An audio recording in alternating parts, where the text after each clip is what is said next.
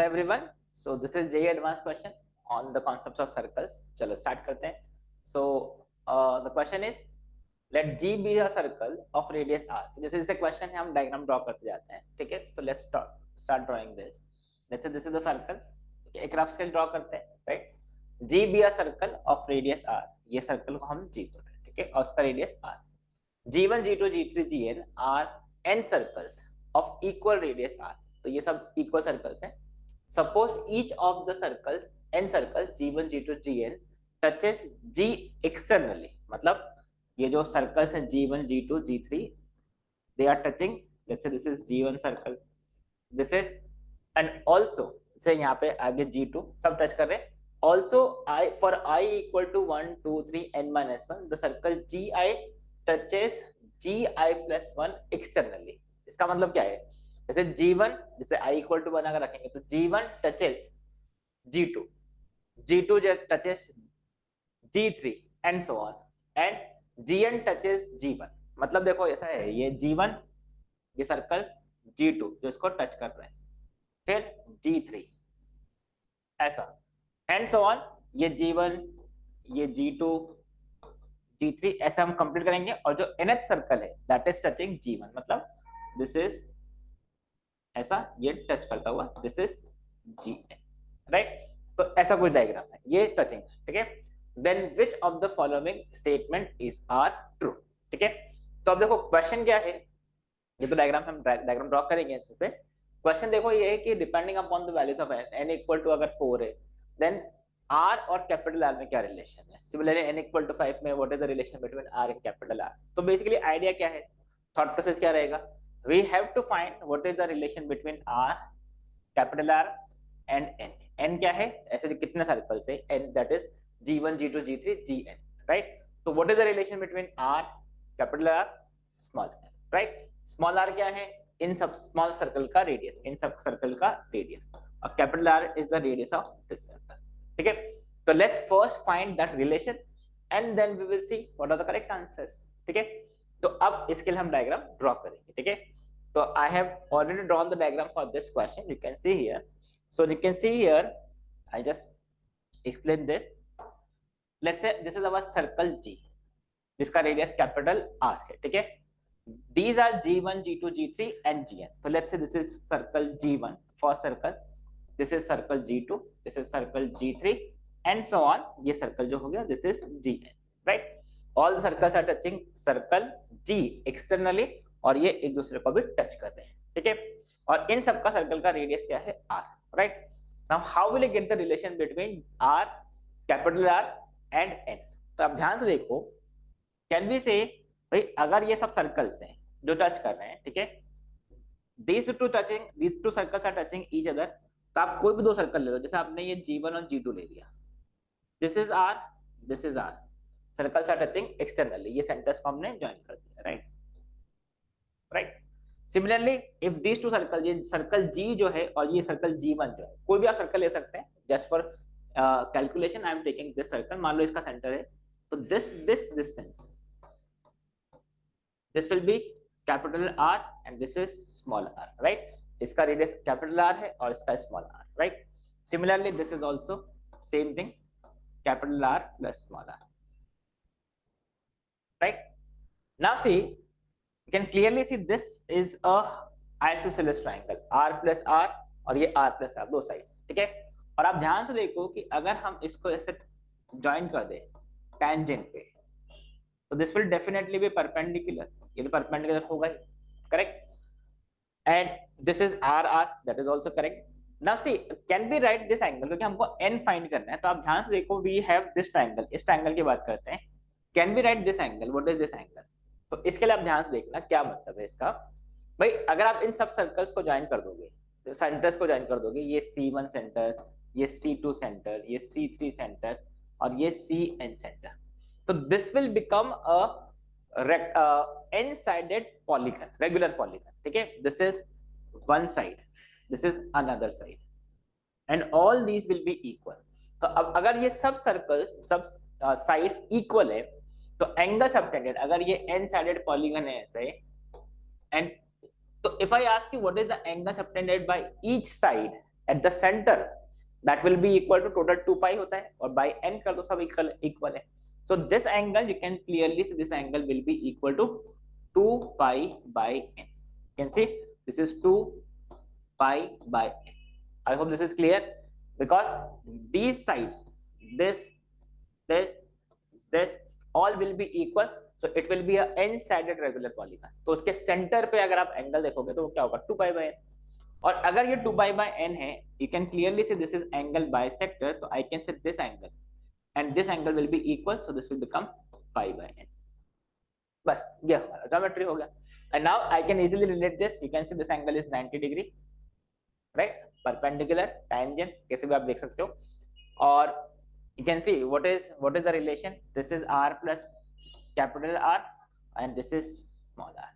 So I can say sin pi by n, sin theta is equal to, ये देखो sin theta is equal to r upon r plus r, right? You can see opposite side, this is hypotenuse, the angle 90 degree.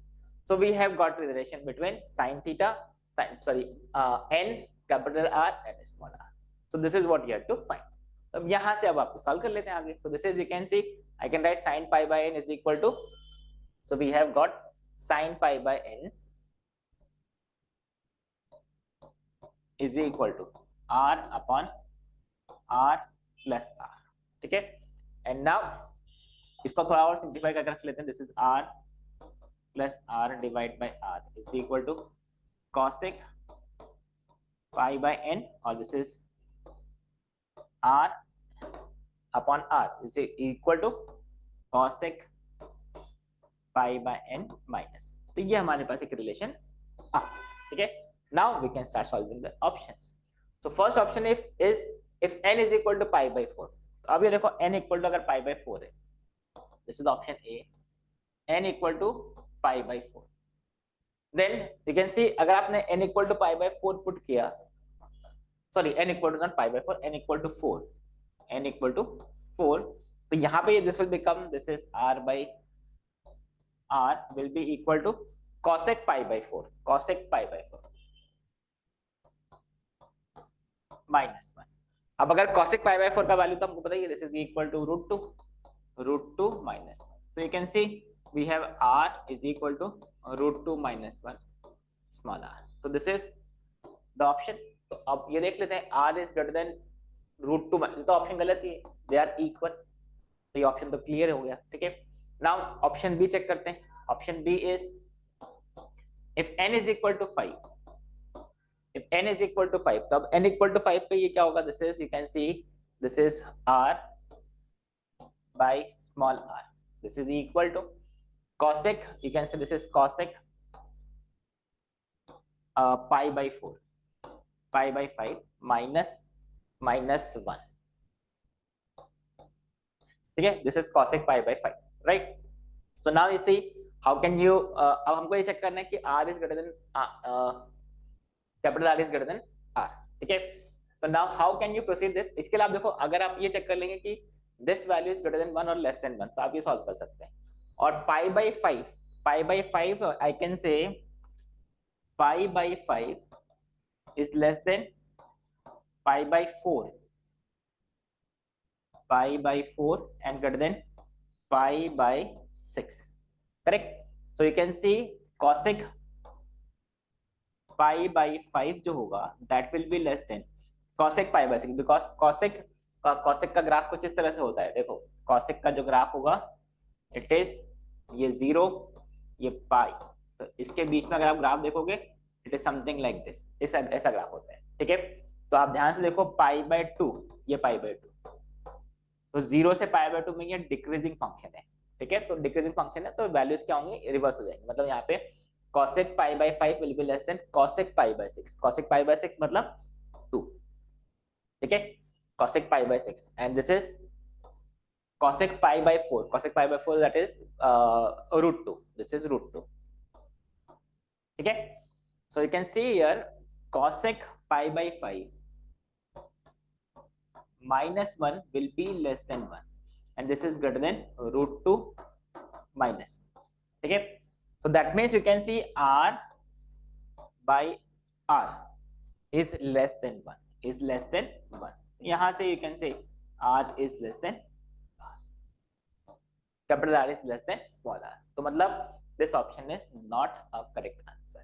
I hope this is clear, क्योंकि pi by 5 उसको हमने बस हमको ये check करना है कि r और कैपिटल R में रिलेशन क्या है, तो हमने उसको बाउंड करके सॉल्व करके देख लिया कि दिस कंडीशन इज सेटिस्फाइड और not, right?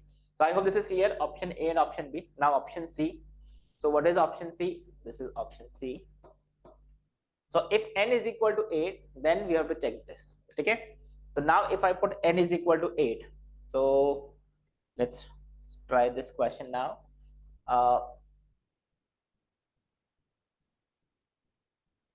Now if I say option C, n is equal to 8. अब n is equal to 8 पे आपको ये चेक करना है, तो you can see n equal to 8 पे this is r by capital R, this is capital R by R is equal to cosec pi by 8 minus 1, cosec pi by 8 minus 1, ठीक है? अब cosec pi by 8, 22.5 degree. So we know that this is cosec 22.5 degree, ठीक है? This will be, क्योंकि हमको √2 - 1 लेके आना है, तो 1/√2 अगर हम लेके आते हैं, ठीक है, तो कैन वी से this is greater than cosec 45 degree, because decreasing function है, तो 22 डिग्री 22.5 डिग्री पे जो वैल्यू होगा that will be more than 45 degree पे वैल्यू. cosec 45 डिग्री इज √2, ठीक है? अच्छा, और this is less than cosec 22.5 degree. वैसे हमको वैल्यू भी पता होता है cosec 22.5 डिग्री का, हम वो भी यूज कर सकते हैं, ठीक है?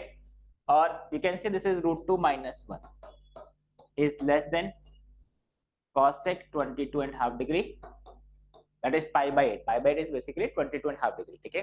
-1. हमने क्या किया? -1 सब्ट्रैक्ट कर दिया. So this is, you can C now, this is √2 - 1 is less than, what is this value? This is equal to r by, so you can see r is, this is √2 - 1 r is less than capital R. So I can write this, this is capital R is greater than √2 - 1 r. ये देखो option C is correct answer.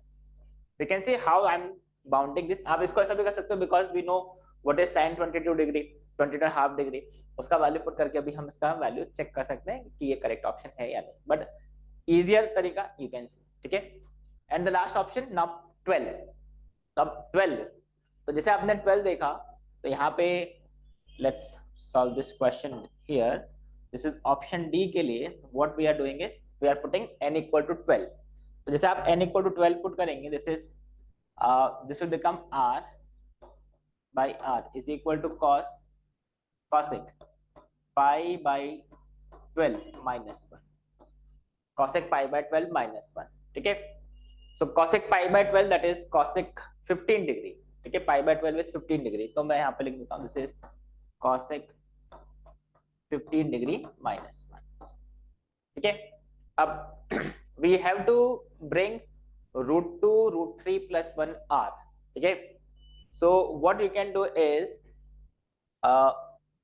we can use, because हमको sin 15 degree का value पता होता है √3 - 1/2 √2, वो हम use कर सकते हैं, क्योंकि यहाँ पे देखो √2 भी है, √3 + 1 भी है. तो what you can do is I can say this is r by r, हमने क्या किया, n इक्वल टू 12 पुट कर दिया था, ठीक है? 15 degree, so this is 1 by sin 15 degree minus 1. 1 by sin 15 degree minus 1, and we know what is sin 15 degree. This is √3 - 1 upon 2 √2. ऐसा आ गया, right?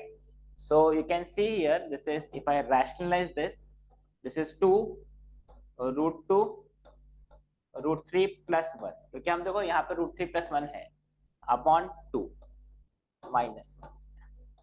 You can check this. I have just rationalized this. √3 plus 1 से multiply और divide कर दिया हमने, so this will become √3 plus 1 into √3 minus 1 will become 2. तो ये cancel हो गया. So what we have is r r is equal to root 2 root 3 plus 1 minus 1. ठीक है, so you can clearly see अगर ये true है, let me write it here, this is r by r is plus 1. या फिर आप ऐसा कर सकते हैं, देखो आपको तो ये ऑप्शन चेक करना है ना कि दिस इज करेक्ट और नॉट, तो you can see here this value r by small r, this will be less than root 2 into root 3 plus 1. इससे तो कम ही होगा क्योंकि यहाँ से माइनस सब्ट्रैक्ट कर रहे हो, ठीक है. सो यू कैन सी अब तो सॉल्व भी हो गया. देखो, I hope this is clear. This is r by r is this minus this, तो ये क्वांटिटी r by r इस क्वांटिटी से तो कम ही होगा, correct. So this is, you can C r is less than root 2 root 3 plus 1 r. So I hope this is clear. So this is root 2 root 3 plus 1 r is greater than r, मतलब option D is also correct answer. ठीक है. So I hope you have understood this. इसमें important point तो देखो क्या है. First thing is कैसे हमने रिलेशन फाइंड किया. बस इसमें एक बार डायग्राम आपको क्लियर हो गया. डायग्राम अगर आपको क्लियर है, then you can easily apply this trigonometric sin theta cos theta and then get the relation between r and capital R. और उसके बाद तो आपको क्या करना है, वैल्यूज पुट करके बस इसको बाउंड करना है. ठीक है. सो दिस इज, एग्जाम में हो सकता है ये बाउंड करने में थोड़ा आपको प्रॉब्लम आ सकता है, but it's not very difficult. But this is a moderate question JEE advanced के हिसाब से. Okay, so I hope you have understood this. That's it for this video. Thank you. Bye bye.